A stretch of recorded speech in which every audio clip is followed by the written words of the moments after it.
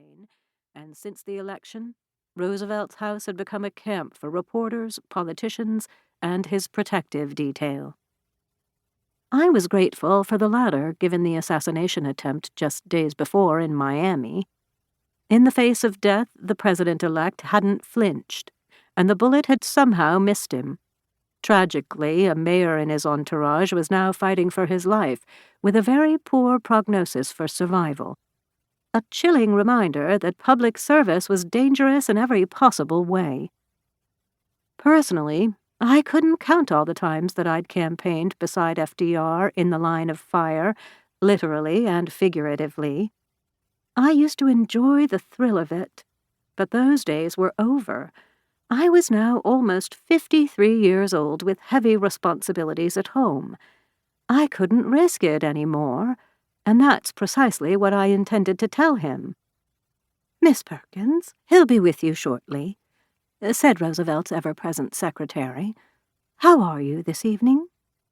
"Just fine," I lied. We were on friendly terms, but I was too nervous for small talk, so I quietly took my seat outside his study, clutching my sensible black handbag, reminded of just how much time I'd spent waiting in this little room these past few years, working with the cagey, polio-stricken man who had just been elected to lead our country. By the time the door opened, my knuckles had gone white around the handle of my pocketbook. Then FDR pushed his wheelchair out from behind his desk to greet me, an ivory cigarette holder angled at a debonair tilt from the corner of his smile. "Good evening, Frances." In spite of my apprehensions, I felt an instant rush of pleasure to see him. Churchill once said that meeting Franklin Roosevelt was like opening your first bottle of champagne, and that knowing him was like drinking it. That wasn't far off the mark. Others said FDR's true political gift was his larger-than-life presence, his ability to wheel into a room and command the attention of every person standing. Still others said it was his charming wit, his buoyant sense of optimism, or the resolute sound of his boarding-school lockjaw as it crackled over the radio during troubled times.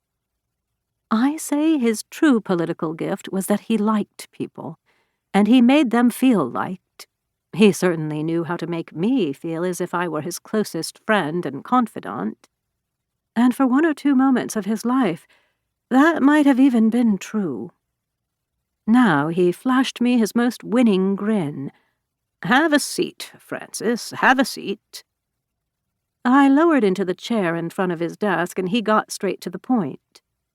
"Well, I guess you know what I want you for. I think you'd be a good Secretary of Labor, and I'd like you to come along with me to Washington." It was exactly what I feared, and my mouth went dry. I am, of course, honored and terribly surprised." "Oh, come on now, Frances, don't say surprised. You're no fool. What did you think I wanted to see you for?"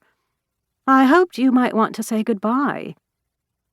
He hooted, merriment shining in those otherwise inscrutable blue-gray eyes. "Oh, don't be clever. You've been reading the papers, haven't you? I floated your name." "Yes, but if I've learned anything, it's that one shouldn't believe the papers." We had another light laugh, and I finally admitted, "Well, you're right.